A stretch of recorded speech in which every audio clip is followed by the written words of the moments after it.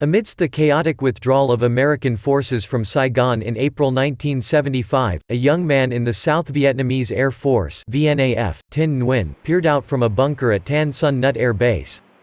The airfield had been under North Vietnamese mortar fire all night and more than 100 aircraft had been destroyed.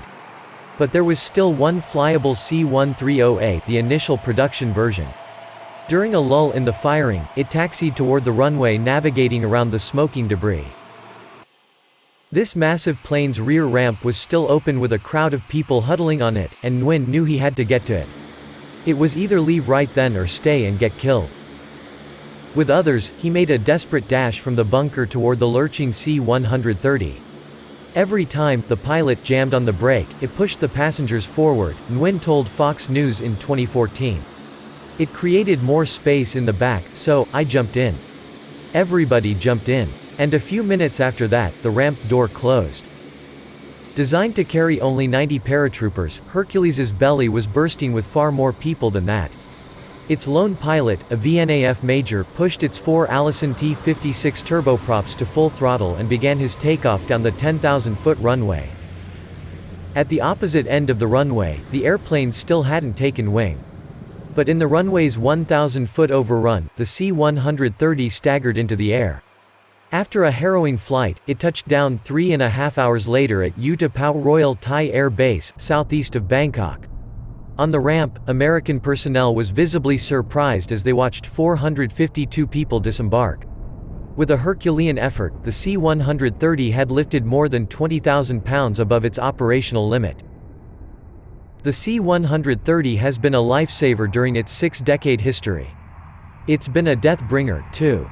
With a squat stance, bulbous nose, 4 big turboprop engines, and massive fuselage, the C-130 cruises at a relatively modest 290 to 320 knots. Lockheed dubbed it Hercules after the mythological hero known for his strength and courage. The name fits the company's tradition of naming aircraft after celestial constellations, along with the P-2V Neptune and P-3 Orion. Compared to high-profile jet fighters like the F-22 Raptor or F-35 Lightning II, the Hercules looks like a bloated throwback. But what it lacks in sleekness it more than makes up for in heart. Like the A-10 Warthog, it's the Hercules' awesome capability that makes it a total badass. Simply put, the C-130 is a do-anything aircraft and its service record shows it.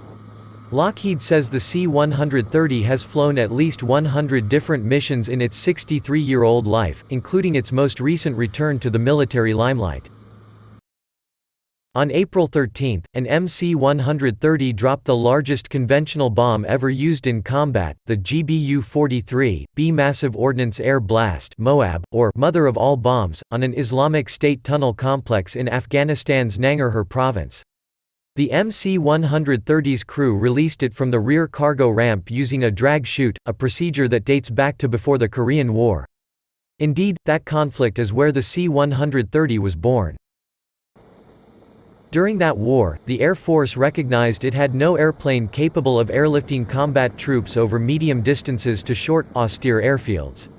In 1951, Boeing, Douglas, and Fairchild presented alternative proposals, but ultimately the U.S. Air Force chose Lockheed's design. Willis Hawkins, who would go on to design the Corona satellite, Polaris missile, and M1 Abrams tank, created the winning design and described the C-130 in a mere 110-page document. Compared to Lockheed's 2,500-page F-35 proposal, the C-130 write-up is a breezy read.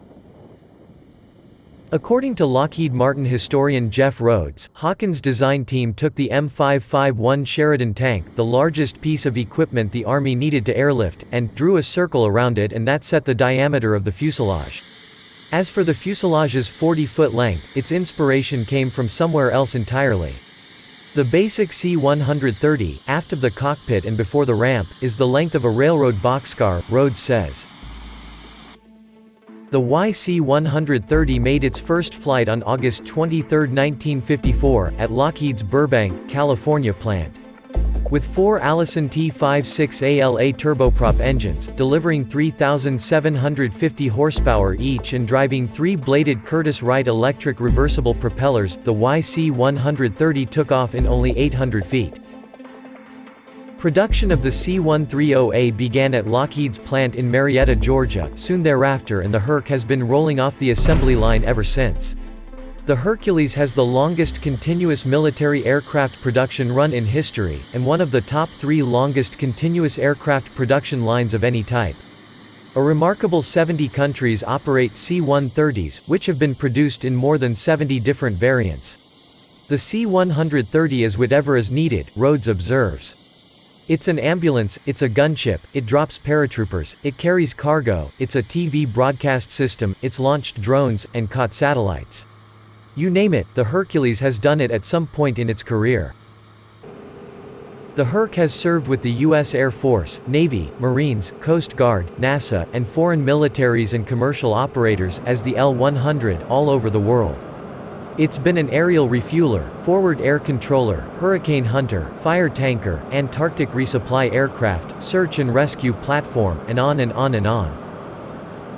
C-130s went into harm's way almost immediately with its first deployment to Europe in 1956, and the first combat loss came in 1958 when a C-130A2 was shot down over Armenia during a reconnaissance mission.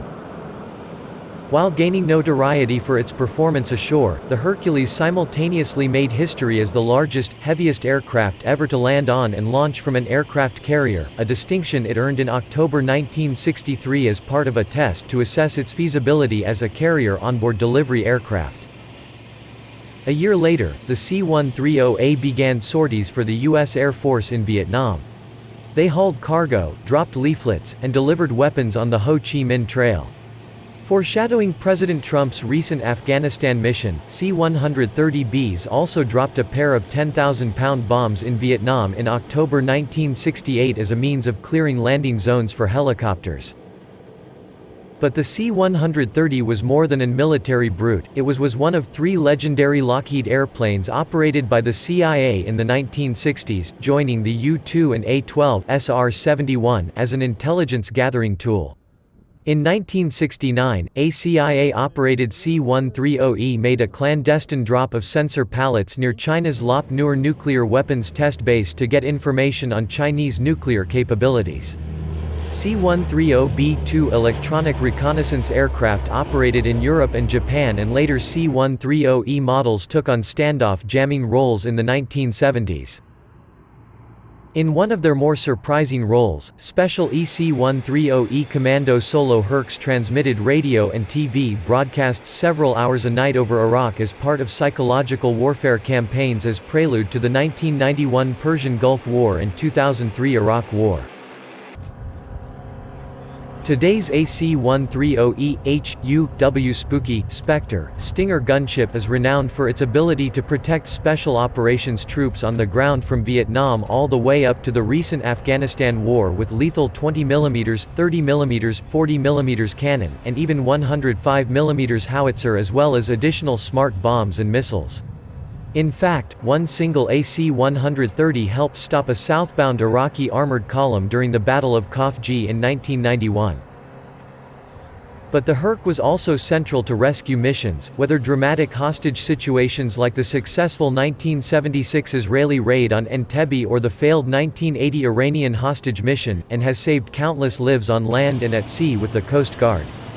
Breaking more records, the C-130 is also the first fixed-wing aircraft to land at the site of natural disasters like Hurricane Katrina, Haiti's earthquake, Fukushima, and the recent Peruvian floods.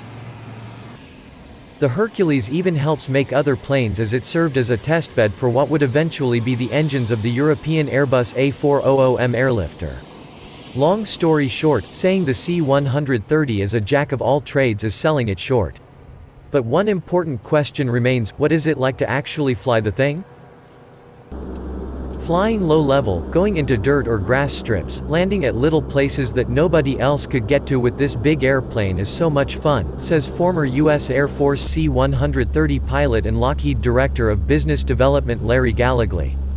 I think of all the assault landings I made early in my career, which may not have been as smooth as I would have liked, but the airplane could take a beating. And take a beating is putting it mildly. In 1971, for example, a ski-equipped Navy LC-130 crashed on takeoff in Antarctica. It lay there buried in an icy crevasse for 17 years before the Navy decided to pull it out and repair the damage. It took off and flew to New Zealand on January 11, 1988, and with a little more work it served the Navy for several years thereafter. "We've been accused of making a pilot's airplane," says Lockheed Martin C-130 Chief Experimental Test Pilot, Wayne Roberts. The latest C-130J model upholds the Hercules' reputation as a sweet-handling airplane. Roberts adds that the Herc is so flexible, it can fly at speeds as low as 80 knots with one engine out.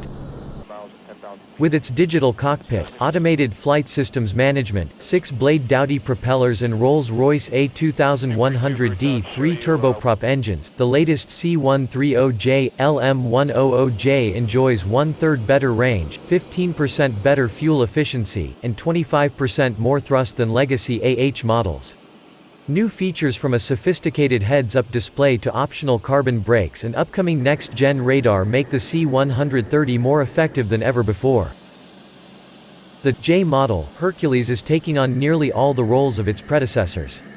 The LM100J version will make its first flight in a few weeks, offering civilian operators the ability to haul heavy equipment, and even goats, to remote airports in places like Central Africa. The new AC-130J gunship will not only carry a 105mm howitzer, it will have the first significant airborne lasers.